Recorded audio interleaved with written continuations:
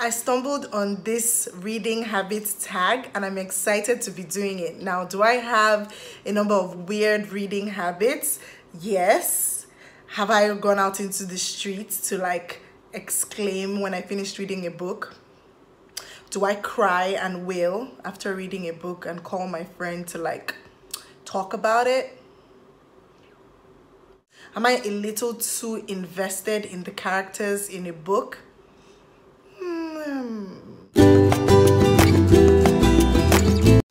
Hi guys, welcome back to my YouTube channel. If you're new here, my name is Rachel and you can hit that subscribe button so you never miss a thing. Today I'm going to be doing a reading habits tag. I was not tagged by anybody. Okay, I was tagged by myself. I tagged myself. Yes. Okay, so, but I know I'm going to have fun tagging other people. I stumbled on it. I can't remember where or who the originator was. And so I researched on some of the questions, which I've put in the description box below. I'm going to be answering them so that you guys get an expose into some of my reading habits, how I read, and the weird things that I do when I'm reading books, because books are like a whole different world for me. So I tend to overdo or whatever sometimes. Let's get started. Okay, so I'm going to be reading the questions from my laptop here. So the first one is, do you have a certain place at home for reading? No, I don't. People tend to have like what they call book nooks, where they can just like sit like a nice couch or a comfy, chair or whatever it is. But I don't. I literally read everywhere. I read on my bed, I read on chairs, I read lying down, I read while I'm stirring something in the pot. If the book is that exciting, I would literally carry it with me to the kitchen if I'm trying to wait for something to get done in the microwave, and I'll stand there reading the book. And even if it's done, sometimes I forget myself and then I'm there reading it for like 30 minutes until I remember, oh wait, that's how some books are just so good. So no, I don't have a particular place that I read. Number two, a bookmark or a random piece of paper. What? Random piece of paper? No. The only time I would use a random piece of paper is if my bookmarks miraculously disappeared, and I try as much as possible not to find myself in any situation like that, but I have used some papers where I couldn't find any of my bookmarks. Thanks to one of my favorite bookstores, I always get these. These are from Roving Heights. So I have like at least a dozen of this littered around my house. So I have two in sight most of the time, and I'm able to use one out of them.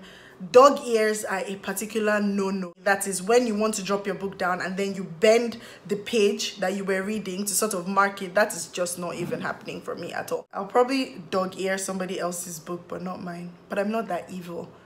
I wouldn't do that. The third question is, can you just stop reading, or do you have to stop after a chapter or a certain amount of pages? I can actually stop reading, but usually I'd like to go to the end of the chapter, finish chapter, put my bookmark in, and then close it, do something else. But if I'm probably waiting for someone, or I'm in court, or my attention is called abruptly, then I'm okay with leaving it. What I'll just do is when I get back to it, if I've lost track of what was happening, I just reread some certain paragraphs and then I'm thrust back into that world. So I can actually stop reading at any point in time, but typically I would like to get to the end of the chapter. The next question is, do you eat or drink while reading? No, not most of the time. Sometimes I do. I can, but then there's just usually a lot going on, because then you have to hold the book in your hands and then you're trying to, if you have to eat with two hands or you're eating something. Most of the time I don't. I'd rather just be watching a movie or a series while I'm doing that, and then afterwards I read. So I don't typically do that, but I can, and I used to do that a lot in the past. Okay, so number 5, multitasking, music or TV while reading. TV obviously is not even it, because I don't watch TV. I don't own a TV. Music is definitely not it. I like absolute silence when I'm reading a book. That doesn't mean that I cannot read. For example, I read a lot in court, even while proceedings are going on before my matter is called. I'm able to just zone out at those particular times, but I prefer absolute silence when I'm reading a book, because like books are just a world on their own, and I just feel like they should be experienced to the fullest. So no, I wouldn't. Number 6 is one book at a time or several at once. Most of the time I do one book at a time. Sometimes I try several at once. If one is a little bit sucky, or it's taking time for me to get to the main points, the person is there taking their sweet time, I'm like, look, I'm not waiting for you. I'm gonna read another book. So I'm open to reading more than one book at a time. It doesn't in any way, like somebody has asked me, oh, won't the plots be mixed up? No, it's like once you open the pages of a particular book, you know what that book is about and you're back into it. So, but most of the time, I do one book at a time. The next question is reading at home or everywhere? Everywhere, like everywhere. I don't even want to start listing all the places. You already have an idea of how I read, so not just at home. Number 8 is reading out loud or silently in your head.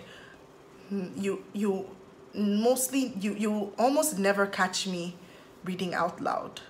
Like even when I was in law school, even with school, I never read out loud except I'm trying to memorize something. Then you hear me saying out loud, but you'll never see me like reading out loud except I'm trying purposely to drown out somebody who is like talking over me, and then I'm like get back into this. But I always read in my head most of the time. Number 9 is, do you read ahead or even skip pages? No, I don't skip pages. I don't read ahead. My goodness, no, especially with like fictional books. No, I need to read everything, every single word, everything. I can't even know. There's some people who don't mind spoilers. I don't even know what planet you guys are from, and I think that you guys should form like an association of, you know, people who like spoilers. Like they'll ask you, so what happened in the end? Did he die? So what now happened? Tell me, I'll still read it. I'm like, no. so no, I would not skip pages. I'll read everything. But for non-fictional books, self-help books, I tend to, you know, skim sometimes, especially if the chapter is dragging. I get the main points from the chapters and then I skim some chapters, but I'm still paying attention to what is going on. That helps me read faster. But for fictional books, I cannot do that because I have to follow the story just so that I don't miss anything. What else? Okay, so number 10, breaking the spine or keeping it new. Never would you catch me breaking the spine. If it happens, it's like by accident, and that's why I don't really like to give out my books, especially the hard copy books. Let me show you what breaking the spine means. So for example, I just took this out of my bookshelf, right? This part is the spine, and then when people tend to leave their books open like this for too long, every single time, instead of like when you're done reading, you leave it open like this, most of the time the spine will break, and then in the middle it will break here. So instead of that, that's why they're bookmarks, so that you can put your bookmarks in the book and then just lay it down like that. But bookmarks help to prevent your spine from breaking. I mean the book spine from breaking, not like your spine. Okay. Number 11 is, do you write in books? No, I do not write in books. I mean, sometimes I would take, I rarely write in books. I know that in my Bible, I typically make notes beside it because I don't mind that. But generally in books, I don't. The highest thing I would do is that you find me doing is having like a highlighter. And so I would highlight some portions of the book, but to take down notes beside it, rarely. I cannot say never, but it's very rare. Maybe 2% of the time, yes, but it's very rare. I typically don't write in my books. The next one is, when do you find yourself reading? Morning, afternoon, evening, whenever you get the chance, or all the time? All the time. You obviously know that's how I roll. I don't particularly have a time frame, but most of the time you will catch me reading in the evenings, maybe after work or just chilling or wherever I find myself with a book. Then the next one is, what is your best setting to read in? Definitely a quiet setting. I don't mind anywhere. In fact, like I said, I read in court and it's not usually quiet all the time. So, but I prefer a quiet setting, somewhere that there's good lighting, quiet setting, not much distraction, so I can just focus and go. What form do you prefer? Audiobook, ebook, or physical book? I'm such a hard copy baby. Any day, anytime. I'm a proud one. I love physical books. I think that I love how hardbacks look, right? Because they tend to be so nicely designed and it's so nice and it's hard, but sometimes it's a little bit uncomfortable when I'm reading hardbacks. I like paperbacks more in terms of physical books, in terms of convenience, but for beauty, I tend to love hardbacks more. Now, I've tried some audiobooks and some of them are nice, some of them are, you know, it's funny, especially when the book is maybe a celebrity or whoever that had the book and you're hearing it in their voice. It's really, really nice.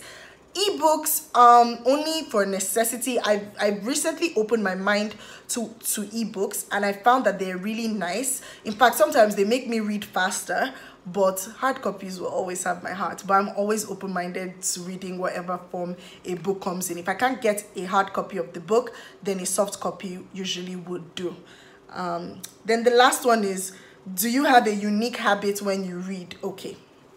So this is, please don't judge me, like, honestly, I'm a whirlwind of emotions, right? And I'm very, very expressive when I'm reading. Yes, I have. Okay, let me start with the simplest unique habits that may not really be so unique. Like I said earlier, I highlight portions of the book that stand out to me. If I'm not highlighting, I typically use like these things and I stick them out at the end of the book. And then I'm able to track if I have an important part of the book, like this book, for example. Okay, yes, so now to the crazy unique reading habits, and I don't know whether they're unique because I just feel like book lovers probably go through this a lot. So I tend to read in my house a lot and stuff like that, and if something pops up in the book, I have yelled, I've screamed, I've cried, I've laughed, I have rejoiced, I have rejoiced in like, yes, you go girl. So I tend to be very, very expressive when I'm reading, like as if I'm watching movies. I've clapped. I don't even clap when a plane is landing and all of that, but I've clapped for books. Like I put down book and I'm like, this was it.